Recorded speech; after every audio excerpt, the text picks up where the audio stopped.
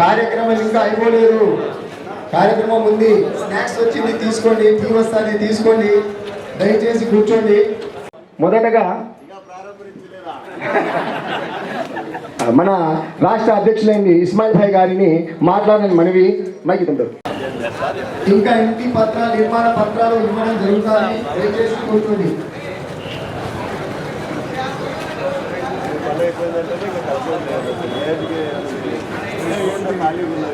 గంట నుంచి పిలుస్తా.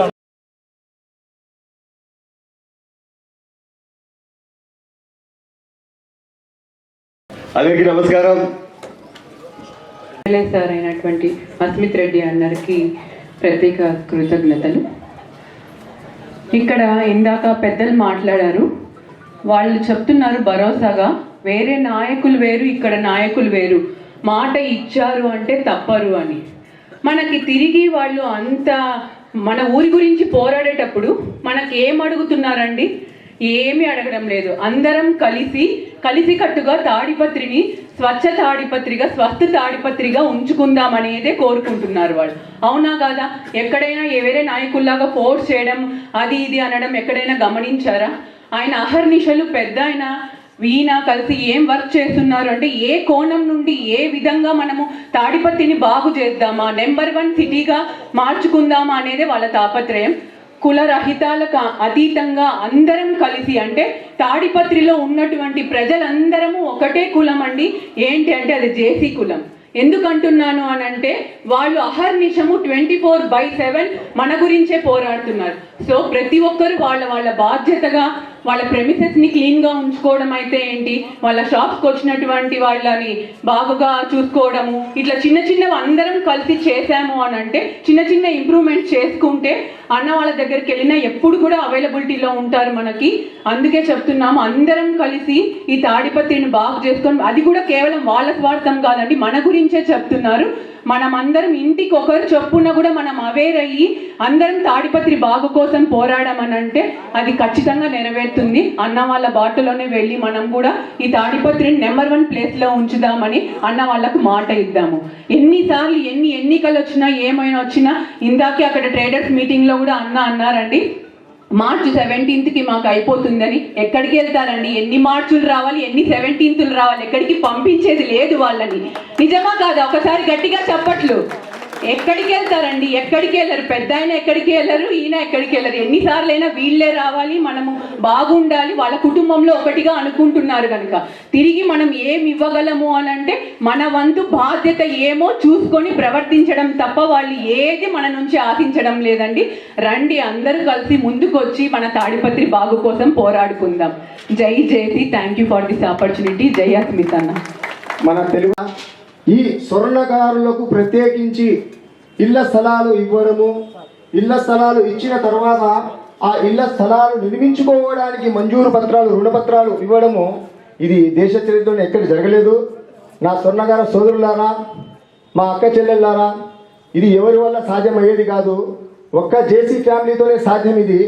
ఎందుకంటే ఈ మన జేసీ ఫ్యామిలీ ఒక స్పీడ్ని మన తాడిపత్రి ప్రజలు అందుకోలేకపోతున్నారు. అటువంటి స్పీడ్ వాళ్ళది. మన రాష్ట్రంలో చంద్రబాబు నాయుడు అయితేనేమి, కేంద్రంలో నరేంద్ర మోడీ గారు అయితేనేమి, ఇక్కడ మన తాడిపత్రిలో మన అన్న జేసీ అస్మిత్ రెడ్డి గారు అయితేనేమి, ప్రత్యేకించి చిత్తశుద్ధితో తమ నియోజకవర్గ ప్రజలకు ఏం అవసరము, ఏమి కావాలి, సాధక బాధలు ఏమి అని తెలుసుకునేటటువంటి నాయకులు మన జేసీ అస్మిత్ రెడ్డి అన్న గారు. అది మన అదృష్టం అని మేము భావిస్తున్నాము. మనము ఈ దేశంలో ఎక్కడైనా కానీ అనుకుంటే ఇలాంటి కార్యక్రమం జరగలేదు, ఇలా ఇంటి పట్టాలు ఇవ్వలేదు, ప్రత్యేకించి స్వర్ణకారులకు. ఇప్పుడు దాని విలువ, మార్కెట్ విలువ అందాజుగా అనుకుంటే మన ప్రజలారా, స్వర్ణకారు సోదరులారా, మా అక్క చెల్లెమ్మలారా, ఒక్కో స్వర్ణకారు సోదరునికి 10 లక్షలు ప్రత్యక్షంగా స్థలం ఇవ్వడం జరిగింది. అది కాకుండా ఇప్పుడు రుణపత్రాలు మంజూరు అవ్వడము, ప్రత్యేకించి ఒక్కొక్క సోదరులకు, స్వర్ణకారు సోదరులకు, సోదరులకు, వాళ్ళ ఫ్యామిలీ వాళ్ళకు 2.5 లక్షల రుణ పత్రాలు అందజేయడం జరుగుతుంది. అలాగే అనుకుంటే మనము ఒక్కొక్కరికి ఒక్క స్వర్ణకారు సోదరునికి 12.5 లక్షల లబ్ధి చేకూరుతుందని మనం చేసుకుంటున్నాము. ఇటువంటి నాయకులు మనకు దొరకడము, మన తాడిపత్రికి ఉండడము ఇది మన అదృష్టము. వీరి శుద్ధికి మేము ఏం చేసినా తక్కువే. ఎక్కడ కనబడితే స్వర్ణకారులు ఎవరు ఒకరు కనబడినా దగ్గరికి రా, ఇలా రా అని మా అన్న అశ్విన్ రెడ్డి గారు పిలిపించి ఏం చెప్పు, ఏం అవసరం, ఏం చేస్తే బాగుంటుంది, మన ఫీల్డ్కి మన స్వర్ణకారుల పరిశ్రమకి ఏం చేస్తే బాగుంటుంది చెప్పండి, మీరు ఐడియా చేయండి అంటా ఉంటే వారు చెప్పే స్పీడ్కు వారు చెప్పేదానికి మాకు అర్థం కావడం అనేది ఏం అడగాల అని. అటువంటి నాయకులకు మనకు ఉన్నందుకు మేము గర్వించాల్సిన విషయం. తాడిపత్రి ప్రజలారా, తాడిపత్రి నియోజకవర్గాల ఇది మనకు చాలా సంతోషదగిన విషయము. మన 2014 తెలుగుదేశం ప్రభుత్వం ఎప్పుడు ఏర్పడిందో అప్పుడు మన శాసనసభ్యులు గారైనటువంటి జేసీ ప్రభాకర్ రెడ్డి గారు, మా పెద్ద ఆయన ఏమంటాం తాడిపత్రి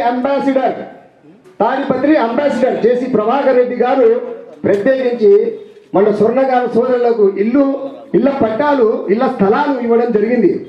అలాగే ఆయనకు తగ్గ తనయుడు, తన తండ్రికి తగ్గ తనయుడు లాగా మా అన్న అశ్విన్ రెడ్డి అన్న గారు ఎమ్మెల్యే అయినటువంటి తర్వాత 2024 తర్వాత దాన్ని అలాగే ఇచ్చిపెట్టలేదు.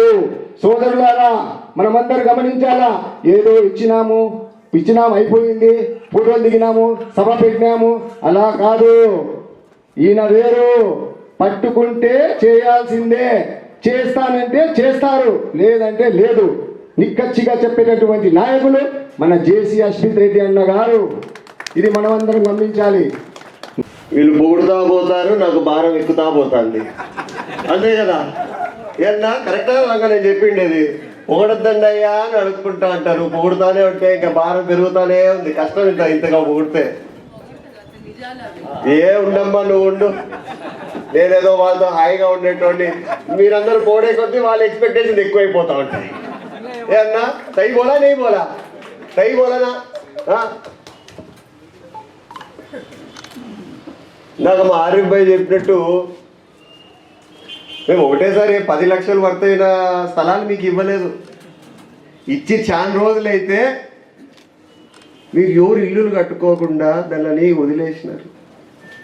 ఇంకో 2 రోజులు వదిలేసినారు అనుకో, ఏమవుతాయి, ఎవడో నాలంటోడు ఒకడు వస్తాడు, పాతి పెడతాడు. అలా ఏమని పాతి పెడతాడు, స్థలం నాది. నాకు ఇంకా గుర్తు, నాన్నగారు మొత్తుకునేవాళ్ళు, ఒరే ఏదో ఒకటి వెయ్యండి రా, బేస్ మట్టం అన్నా కట్టండి రా, లేకపోతే ఎవడో ఒకటి పోతాడు అని. ఇప్పుడు విలువలు ఎక్కువైపోయేటప్పటికి దాని విలువ ఎక్కువైపోయేటప్పటికి అందరికీ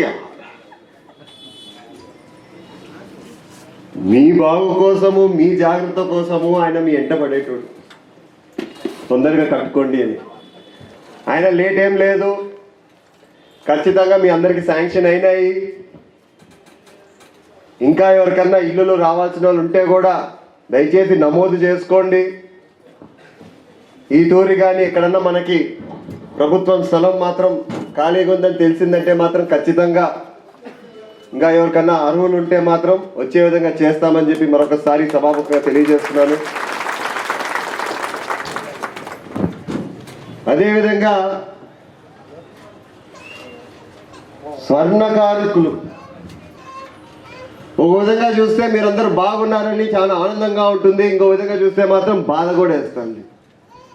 నేను చాలాసార్లు మన జాకిర్ భాయ్ని, లచ్చన్నని, వీళ్ళందరినీ పిలిపించుకున్నాను. నేను ఏమైనా చెయ్యొచ్చా మీ గురించి, ఏమైనా ఉందా ప్రత్యేకించి మీకోసం ఏమన్నా క్లాసులు గీజులు పెడితే కూడా మీరేమైనా బాగుపడతారా? ఎందుకంటే నేను ఈ వృత్తిలో లేను, నేను ఈ ఫీల్డ్లో లేను. మీరు నాకు ఏదైనా ఐడియా ఇచ్చారంటే దాని ప్రకారం చేసుకోవడానికన్నా నాకు ఒక ఐడియా వస్తుంది. సో రండి మీరు ఎవరన్నా. నేను ఎప్పుడు ఇంటి దగ్గరే ఉంటా, సాయంత్రం పూట ఒకటి ఉండను, ఏదో ఒక పల్లెనో వాడో తిరుగుతాను. కాబట్టి పొద్దున పూట 1:30 నుంచి 2 గంటల వరకు ఆడే కూర్చొని ఉంటా. మీకు కానీ ఏమైనా ఐడియాస్ ఉంటే మాత్రం వచ్చి నాతో షేర్ చేసుకోండి. వీలైనంత సాయం చేయడానికి నేను ప్రయత్నం చేస్తాను ఖచ్చితంగా. నాకైతే మా లచ్చన్న మొన్నైతే వచ్చి చెప్పిపోయినాడు, ఏమని, కొన్ని ప్రోగ్రామ్స్ ఉన్నాయి, అవి చేస్తే నేర్చుకోవడానికి కొత్త తరహాలో ఏమైనా చేసేదానికి అవకాశం ఉంది. మరి ఆ ప్రోగ్రామ్స్ ఏమైనా మీరు అందరు ఇంట్రెస్టెడ్ ఉంటే మాత్రం ఖచ్చితంగా మాట్లాడి చేస్తా ఈసారి. అయినా కూడా ఇవన్నీ కాకోకుండా మీలో ఏమైనా ఐడియాస్ ఉంటే మాత్రం దయచేసి షేర్ చేసుకోండి. పెద్దోళ్ళు చాలా మంది ఉన్నారు, మీరందరూ పిల్లప్పటి నుంచి ఇదే వృత్తిలో ఉండి ఉండి ఉండి ఉంటానే ఉన్నారు. చాలా మంది చెప్తారు కోయంబత్తూరుకి వెళ్ళిపోతున్నారు ఇక్కడ నుంచి డిజైన్స్ కోసం అని చెప్పి. మళ్ళీ అదే డిజైన్స్ ఇక్కడ మనం చేయగలుగుతాము అంటే దానికి ఏంది, ఎక్విప్మెంట్ ఏమైనా కావాలా, మనకు తీసుకొచ్చే పరిస్థితి ఏమన్నా ఉందంటే చెప్పండి నాకు ఖచ్చితంగా. సో దయచేసి మీకు ఏమైనా సమస్యలు ఉంటే కూడా ఫ్రీగా వచ్చి నాతో మాట్లాడుకుంటానండి. వీలైనంత సాయం చేసేదానికి ఖచ్చితంగా మీ ముందుంటానని చెప్పి మరొకసారి తెలియజేస్తాను. మరి ఈరోజు అన్న ఎప్పుడన్నా వీళ్ళకి ఈరోజు ఇచ్చినామంటే ఎప్పుడు స్టార్ట్ చేసుకోవాలో వాళ్ళు ఇమీడియట్గా స్టార్ట్ చేసుకోవచ్చు. ఇల్లు రేపే స్టార్ట్ చేయొచ్చు. మనం వీళ్ళకి ఎట్లా పడతాయి డబ్బులు, దానికి ఒకటేసారి పడతాయా, విడతగా పడతాయా? విడతగా పడతాయి. అంటే బేస్మెంట్ కట్టినాక ఒక రోజు ఇంత డబ్బులు పడతాయి. నాకు తెలుసు ఈ ప్రభుత్వం ఇచ్చేదాంతో మనమే మేడలు అయితే కట్టలేము. ఇది మనకు ఊరికి ఒక ఆర్థిక సహాయం అంతే. ఖచ్చితంగా వాళ్ళు ఇచ్చేదానికంటే ఎక్కువ రేటే మనకు పడుతుంది. కానీ ఏదో ఒక విధంగా అయితే మనకి భారం మన పైన తగ్గుతుందని చెప్పి ఉద్దేశంతో ప్రభుత్వం ముందుకొచ్చింది. రాబోయే కాలంలో బీడీ కార్మికులు కూడా ఉన్నారు, వాళ్ళకు కూడా సాయం చేస్తాము. వాళ్ళకు కూడా ఇంతకుముందే పట్టాలు ఇచ్చున్నాము. ఏమంటే గత ప్రభుత్వము, నేను వీళ్ళని బ్లేమ్ చేయక్కర్లేదు, నాకు అవసరం లేదు. ఎందుకంటే ఈ పట్టాలు ఇచ్చిండేది కూడా మేము ఎప్పుడో 16-17 సమయంలో ఇచ్చినాము. కానీ రోజు అవకతవకలు జరిగినాయి అక్కడ. అవి కూడా ఖచ్చితంగా తొందరలో సాల్వ్ చేస్తాము. అర్హులు ఎవరైతే ఉన్నారో బీడీ కార్మికులు కూడా ఖచ్చితంగా ఇళ్ల పట్టాలు వచ్చే విధంగా చేస్తానని చెప్పి మరొకసారి ఈ సభాముఖంగా తెలియజేస్తాను. రైట్, ఎక్కువ సమయం తీసుకోను. Thank you so much. మరి మొదలు పెడదామన్నా పట్టాలు. అమీరున్ గారిని వచ్చి వాళ్ళ పత్రం తీసుకోవాలని మనవి. మరియు